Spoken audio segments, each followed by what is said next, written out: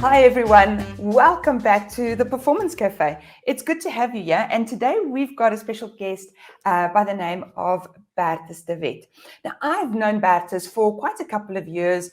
I'm not going to say how many, because although he's younger than me, I don't want to give away my age. But Bertus is absolutely a phenom. I met him through BNI, where he is a long-standing member, and in essence, through his own life experience, Bertus has learned that success in business is not only about how to make money, it's about personal development, commitment to a dream, and the drive to make a difference for yourself and all the people in your life. And because he's a coach, he also believes that people are full of phenomenal potential to grow and succeed. And so he has this real passion around entrepreneurs and helping them achieve their goals, where he's on a mission to develop a mutually supportive and collaborative ecosystem for business success. So Bertus has a very clear vision of a powerful culture of entrepreneurship in South Africa that can turn our economy around and empower individuals and communities to prosper by building a network of top-end entrepreneurs. And in order to do that, he's also launched a book, and we're going to be talking to him about all of that today. Welcome, Bertus. Hello, Innocent. Thanks for having me today. Wonderful. It's lovely to have you here. And it feels a bit odd. We normally get to see each other in person, but here we are. So, Bertus, first tell me, what does it take to write a book? Show us your book. The book. The High-Performance Mindset. Wonderful. Thank you. So, what does it take to write a book? It took a lot more than I thought. To be honest, I thought it's going to be like a quick 2-3 months, maybe 6 months writing and things. And I started writing, and then I realized, well, I'm not much of a writer. And I got myself a writing coach and a ghostwriter to help me and guide me. And it was actually a powerful journey to go on and write the book with someone that is already a professional writer. And the thing with a ghostwriter, they write the book the way I talk. So it's still me. It's just written in a way that people will actually read it. So for me, I don't mind actually giving Elaine Dodge some credit here, because I believe that ghostwriters have their place and they need to be credited, because it wouldn't have been such a nice and awesome book if it wasn't for the team involved. And I do believe people need to get off this ego trip and actually give credit to ghostwriters and the team that actually helps them. So but it was a 2-year journey of writing and learning and going back and forth and rewriting and changing chapters around. So it was quite a journey. Wonderful. Well, I'm really certainly keen to read the book. I've had access to a couple of the chapters, and there's a lot of fundamental and very practical work that you've done in the book. And each chapter is ended with a bunch of questions. Why did you do that? I think the reason why I did that is because I'm a coach. And for me, I believe coaching is probably one of the most powerful things on the planet to learn, especially the skill that we learn. I mean, you also coach, you understand the game. I've written it in a way that it's almost like a coach in your pocket. So the questions at the end is like you go through some work, you read some stuff, and then answer a couple of questions that you can work through, so that you can take ownership and responsibility for the chapter and your life ultimately. So that was the reason behind the questions behind each chapter. What I really loved about that approach, and please, I want everyone to use you as a coach because you're phenomenal. But what I really loved about it is that there's so many people that can't afford a coach. There's so many people that they're too young. They don't know that they need a coach yet. They can take that and they can start their own journey. And hopefully then when they're grown up and have lots of money, come and see you. So Bertus, before we carry on talking about the book, because there's so much I want to dig into, this being the Performance Cafe, your book being about high performance mindset, what does performance mean to you?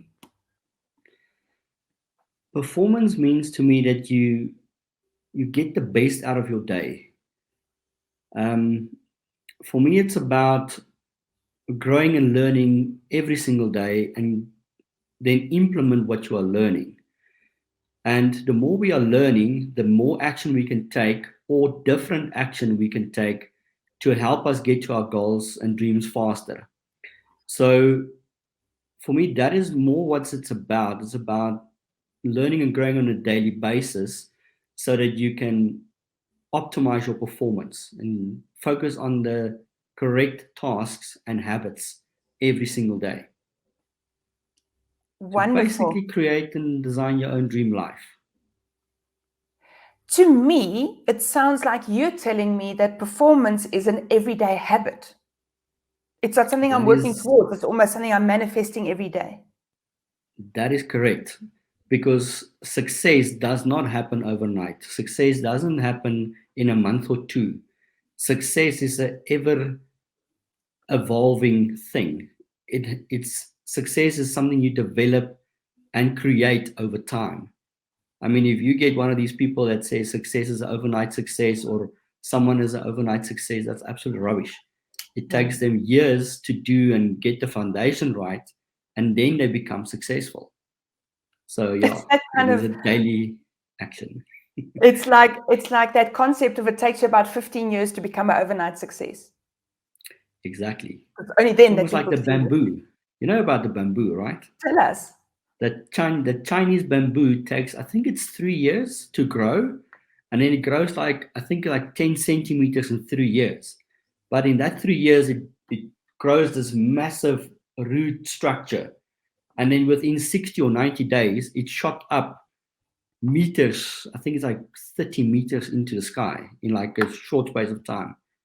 So it takes a while to build their roots before it shoots up. So Bertus, what you're saying actually, to come back to your book, it strikes a chord with me, because you've got a whole portion of your book that speaks of self-sabotage. And I almost feel like when you speak about the bamboo, it's like I'm hurting the bamboo when it's little so that it can't shoot up. What do you think when I say that? No, you're absolutely right. And that's kind of, it's such a real thing every single day. It's kind of like our self-talk. So when we go around and say, well, I'm not good enough, I'm not pretty enough, I'm not strong enough, I'm not fast enough, I'm not confident enough, I'm not smart enough, I don't have time, it's too expensive, or I don't have money. All of those things are things you are saying to yourself subconsciously every single day. And the more you say those things, the more your subconscious mind believes that it must be true, because you're saying it so often. So then your subconscious mind goes, well, okay, well, you're saying it so often, so it must be true. And then let's take an example of I don't have time.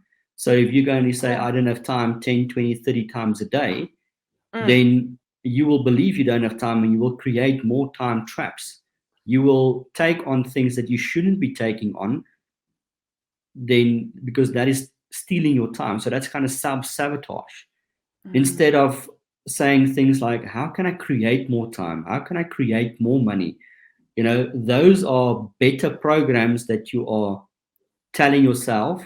So the more you say those things, the more time you will have, the more money you will have, the more, confidence you will have.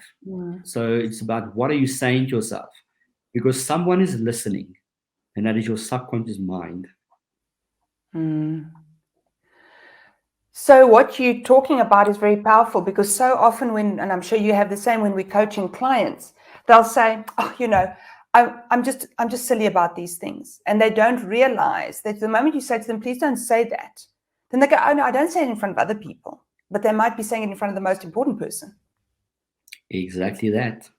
And it's those things like, I'm stupid, I shouldn't do that. You know how many times I hear that? Yes, I'm stupid. And I'm like, why would you do that to yourself? Would you say that to your child? Of course not. So why would you say that to yourself? Don't be silly. That's an amazing analogy. I never thought of that. What would you say that to someone else? Would you say that to your child? Bertus, the thing about self-sabotage is that so often we've learned it when we were very young, or we got a message when we were very young. Is there hope for us to come out of it? Absolutely. If you look at what psychologists are doing and saying, and the studies around the mind and how powerful the mind is, you see, we can't change our past. We can't change the environment we are growing up in, but we have full control of our attitude and our future, because that is the only thing that we can control and that we can change. So if you look at your environment, especially whatever environment you are in, whether it's your house, your office, your car is an environment. Everywhere you go is basically an environment. So be careful what environment you're putting yourself into, because that creates, your success or failures.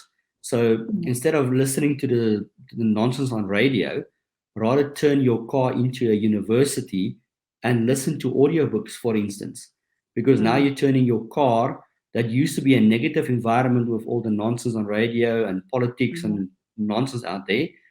If you turn that into a, listening to self-help books or business books or mindset books or whatever books you're reading, that helps you turn that one environment into a powerful, positive environment to reprogram your subconscious mind. That's amazing.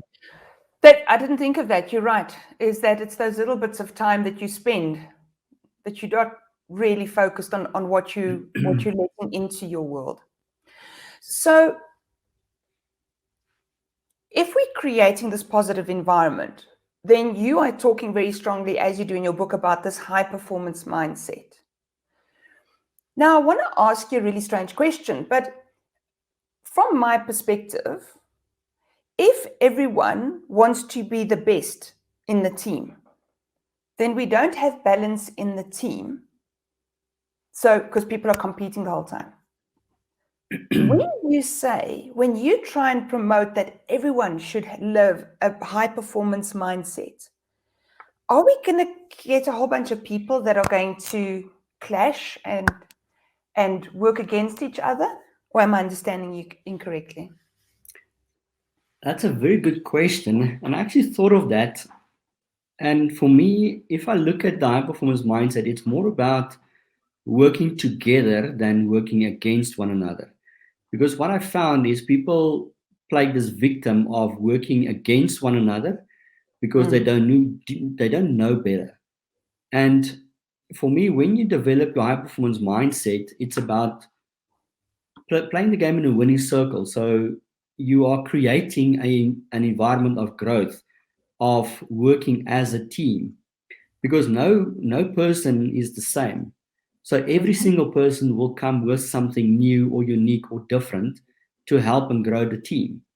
So the better your high performance team, works together and learn together and grow together, I think that's where we will find a lot more growth and success. Because you see, a person that is a victim, they will work against one another and they want it to be saved. So they're not taking responsibility or accountability or ownership for whatever they find themselves in. But once you develop this high performance mindset, it's more about, let me take ownership, responsibility, and accountability for my actions, for my life, for the business, for the people around me to grow and work together. So I don't think it will ever, if it was possible that every single person on planet Earth will be a high performing individual, wow, I think that would be an amazing planet to live on. Okay. So I don't know. Yeah. I hear what you're saying. So it's about collaboration and finding the best in every single person to sort of make the way forward, instead of having a bunch of people who are competing, all trying to be the best. Yeah, because it's not about competing, it's actually about working together. And I think that's where people are missing the point. It is not about this hero syndrome of, I'm the hero, I need to save everyone. I think that's kind of silly for me, it's more about it's more about being the guide to guide people and get the best out of people because people are so different. Mm. Mm. So, yeah. Love that. So leveraging the diversity there. So to carry on with me questioning this high performance mindset, is this sort of I'm a bit concerned that this becomes another one of those positivity mindset things where we deny a bad day, where we deny a bad event. Help me right. How do you see that? Yes, I think that's also a very, very good question because people think it's about this la la land nonsense, always being positive, and it's actually Mm, not that.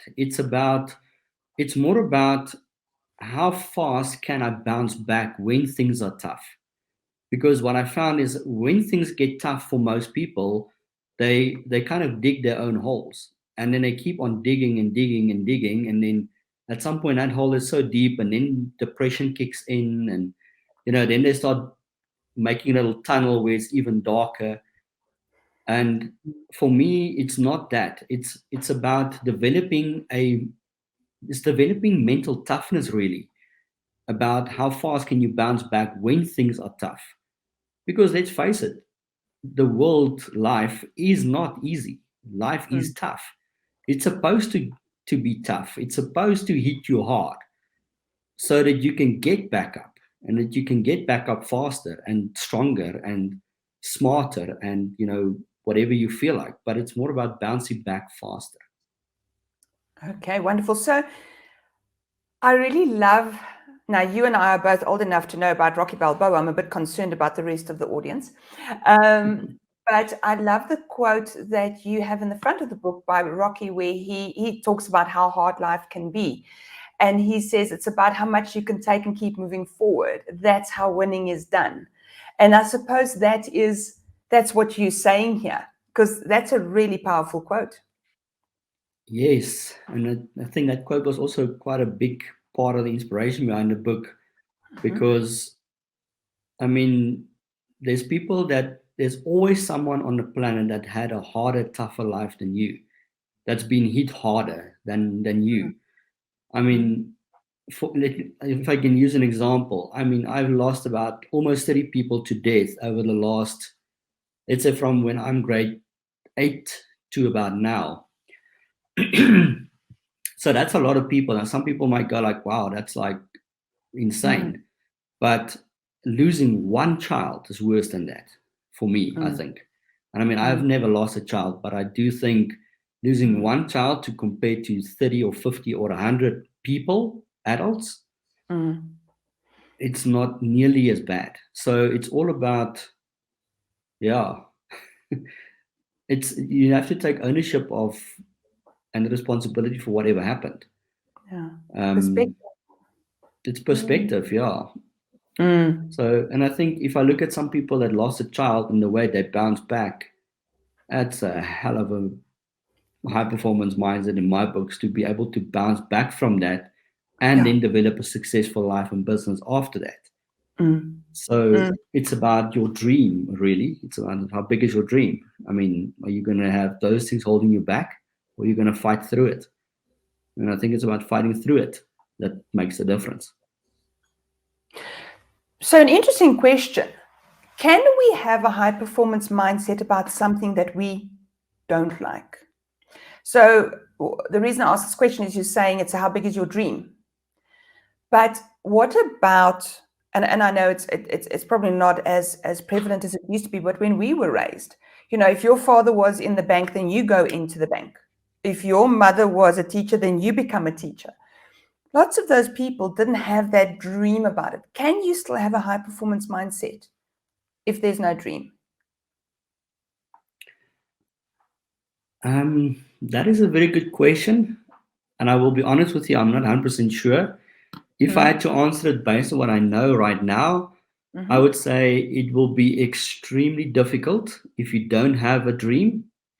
Because for me, it's all about the dream. The dream is everything.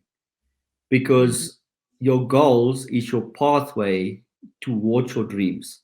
Mm. Now, if you don't have a dream, what is your roadmap? Because reaching your goals is basically the roadmap. Um, so yeah, I do think you will find it very difficult and hard to develop high performance minds without a dream. But I do think it's also your responsibility to go and find your dream again. I mean, even if you start small again, I mean, even if it's, I mean, I had a guy that I helped. He just wanted enough money to pay for piano lessons for his little daughter. So that was his dream. And then, we broke through the limiting dreams and then create a massive dream again. So start with a small dream and then start building up. It's like exercise. The more you exercise, the more fitter you will get. The same with dreaming. Start with a small dream and then eventually have a massive dream. I mean, if I look at Richard Branson and those guys these days of wanting to take people to the moon and back on holidays, I mean, that's like an awesome dream to go and do. I think that'll definitely be on my bucket list. Yes, no, So definitely. yeah. To go there, not to put people there. Be Yeah, worried not to go about the people there, just to go liability. and experience it. So Definitely. yeah. Absolutely.